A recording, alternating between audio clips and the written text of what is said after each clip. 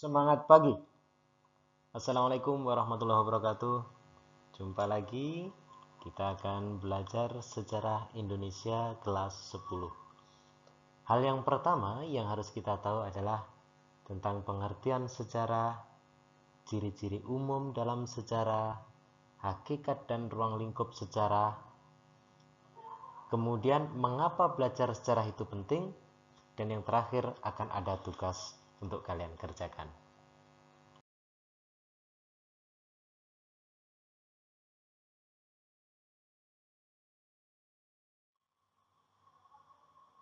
Baik anak-anakku semua, untuk yang pertama adalah pengertian sejarah menurut Kamus Besar Bahasa Indonesia. Ada beberapa pengertian. Yang pertama, asal-usul, keturunan, dan silsilah. Itu pengertian sejarah yang pertama.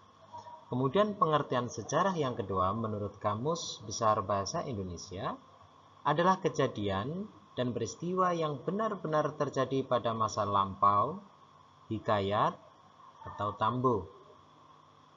Pengertian yang ketiga adalah pengetahuan atau urutan tentang kejadian dan peristiwa yang benar-benar terjadi pada masa lampau.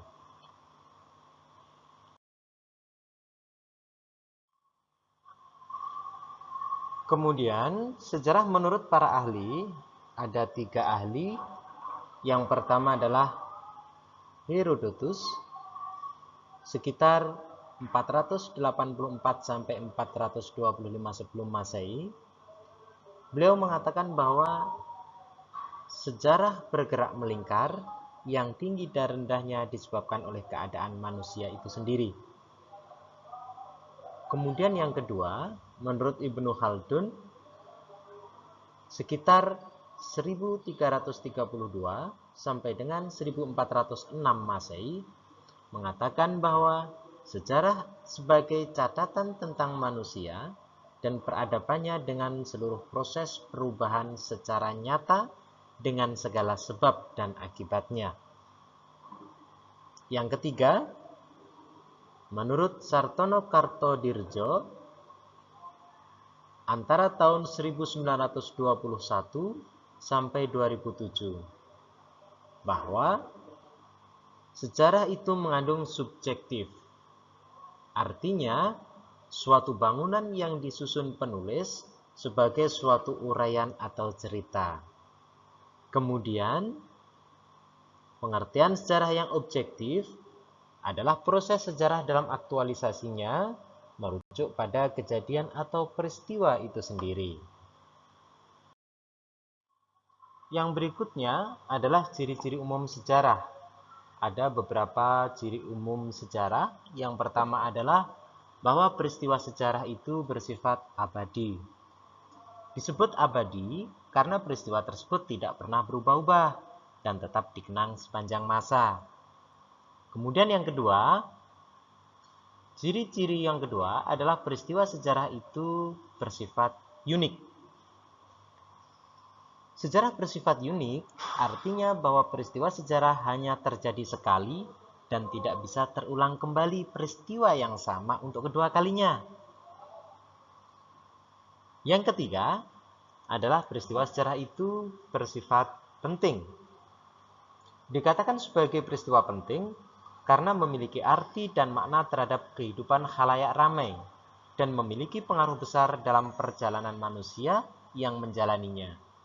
Kita ambil contoh misalkan peristiwa Sumpah Pemuda tanggal 28 Oktober 1928. Walaupun berlangsung singkat, namun dianggap sebagai peristiwa yang bersejarah karena pengaruhnya yang besar terhadap persatuan dan kesatuan bangsa Indonesia. Yang berikutnya adalah hakikat dan ruang lingkup sejarah. Nah, ini ada 4 macam. Yang pertama, sejarah sebagai kisah. Sejarah dikatakan sebagai kisah karena sejarah adalah kejadian-kejadian pada masa lalu yang kemudian dibangun kembali, dan peristiwa itu diperoleh dan disusun dari berbagai sumber untuk kemudian dilakukan penafsiran. Hasil dari penafsiran itulah yang akan diceritakan kembali kepada generasi-generasi selanjutnya seperti kita ini. Yang kedua adalah sejarah sebagai peristiwa. Artinya, sejarah ini adalah suatu fakta, kejadian, dan kenyataan yang benar-benar terjadi pada masa lampau yang kemudian digunakan untuk merekonstruksi kejadian pada masa tersebut. Yang ketiga, sejarah sebagai ilmu. Sejarah sebagai ilmu adalah penelitian atau pengembangan sejarah dilakukan dengan pendekatan metode ilmiah. Kita bisa mendefinisikan sejarah sebagai ilmu karena penyelidikan dan penelitian sejarah menggunakan metode ilmiah dengan pengujian hipotesis empiris yang diverifikasi. Sebagaimana ilmu lainnya, ilmu sejarah menarik kesimpulan berdasarkan bukti pengamatan. Penyimpulan apakah suatu hipotesis diterima atau ditolak diambil berdasarkan fakta, bukan berdasarkan opini. Fakta inilah yang diperoleh dari pengamatan tadi. Kemudian yang keempat, pengertian sejarah sebagai seni adalah penjelasan sejarah yang melibatkan imajinasi, keindahan, emosional, dan gaya. Dengan kata lain, sejarah berperan sebagai seni sangat terkait sekali dengan cara penulisan sejarawan itu sendiri. Setelah kita pelajari semuanya, kita paham, maka muncullah pertanyaan, mengapa belajar sejarah itu penting? Ada beberapa jawaban. Yang pertama, karena sejarah membantu kita memahami orang dan masyarakat. Yang kedua, sejarah berkontribusi pada pemahaman moral. Yang ketiga, sejarah memberikan identitas. Dan yang keempat, mempelajari sejarah adalah hal yang penting untuk mewujudkan menjadi warga negara yang baik. Demikian tadi presentasi dari saya. Semoga bermanfaat untuk kita semua. Saya akhiri. Assalamualaikum warahmatullahi wabarakatuh.